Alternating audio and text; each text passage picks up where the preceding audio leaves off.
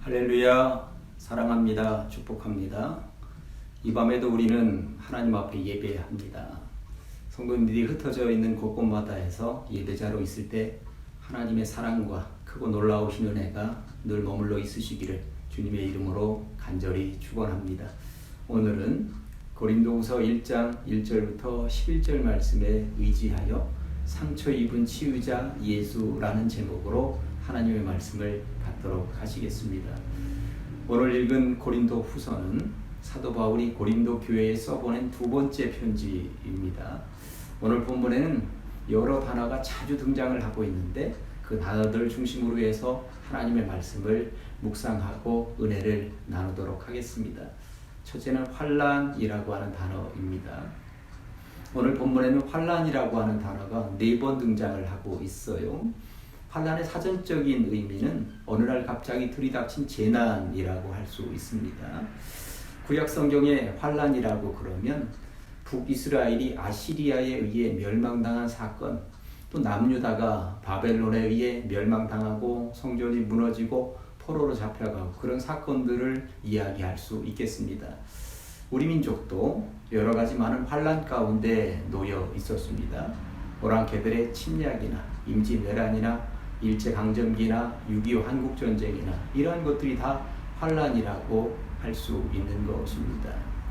환난은 어느 누구에게나 다가올 수 있습니다. 성도님들도 살다가 보면 어느 날 갑자기 사고를 당할 수도 있고요. 생각지도 못했던 큰 병에 걸릴 수도 있는 것입니다. 오늘날 코로나19라고 하는 이 질병, 전염병도 우리들에게 갑자기 들이닥친 환난입니다.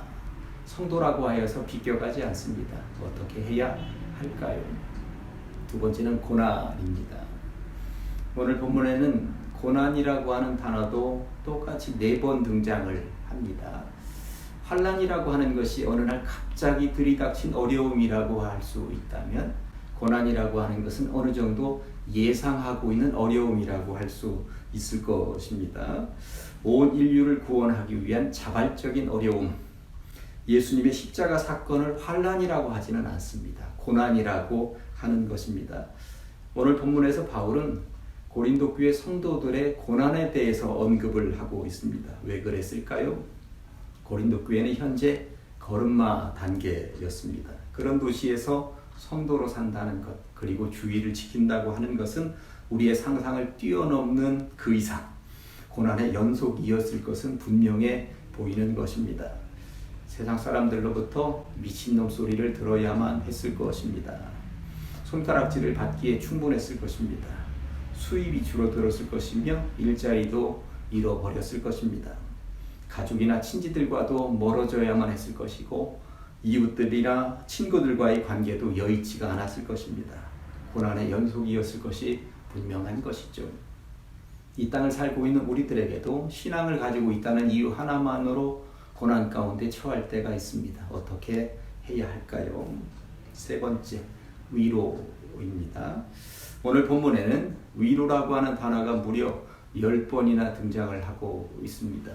그러니까 사도 바울이 지금 이 성경을 읽고 있는 사람들에게, 성도들에게 하나님의 위로를 전달하고 싶은 것이구나 하는 것을 짐작해 볼 수 있는 것이죠. 패치 아담스라고 하는 영화가 있어요. 미국에서 실제적으로 일어났었던 어떤 의사의 일대기를 담고 있는 감동적인 영화인데요. 아담스가 어느 날 우울증에 걸렸고 자살을 시도하다가 겨우 살아남았는데 정신병원에 입원하게 됩니다. 그 정신병원에서 아담 맨델슨이라고 하는 노인 한 분을 만나게 되죠. 어느 날 둘이 대화를 나누는데 아담 맨델슨이 아담스 앞에다가 이 손가락 4개를 보여주면서 무엇이 보이느냐고 묻습니다. 아담스가 당연히 손가락이 보이죠. 그랬더니 맨델슨이 하는 이야기가 손가락만 보면 아무것도 할 수 없다고, 손가락 너머에 있는 그 너머, 그 이상을 볼 수 있어야 된다, 그 이야기를 합니다. 이 현장에 있었던 아담스가 새로 깨어나는 순간입니다. 환난과 고난에만 초점을 맞추면 해결책은 절대 보이지 않습니다. 이를 잘 알고 있었던 바울은 고린도 교회 성도들에게 환난을 겪는 우리 일행이 버틸 수 있었던 것은 우리의 시선이 환난에만 머물러 있지 않았기 때문이라고, 환난 너머에서 우리를 지켜주시고 돌보시는 하나님의 위로를 체험했기 때문에 우리가 이겨낼 수 있었던 것이라고 강조하고 말을 하면서, 지금 고난 가운데 있는 고린도 교회 성도들이 고난에만 초점을 맞추고 있으면 아무것도 할 수 없다고, 고난 너머에서 우리를 위로하시는 하나님의 손길을 체험할 수 있어야만 이겨낼 수 있는 것이라고, 버텨낼 수 있는 것이라고 강조하고 있는 것입니다. 사랑하는 가정제일교회 성도 여러분, 생각지도 못했던 환난이 들이닥칠 수도 있고요. 믿는다는 이유 하나만으로 이겨내야만 하는 고난이 있을 수도 있습니다. 환난과 고난에만 초점을 맞추면 아무것도 못합니다. 환난과 고난 너머에서 우리를 위로하시기 위하여 물끄러미 바라보시고 친히 다가오시는 주님의 손길을 볼 수 있는 시간, 그것이 우리가 이겨낼 수 있는 힘인 줄로 믿습니다. 이제 결론적으로 말씀을 정리해 봅니다. 헨리 나우엔이라고 하는 천주교 신학자가 상처 입은 치유자라고 하는 책을 썼습니다.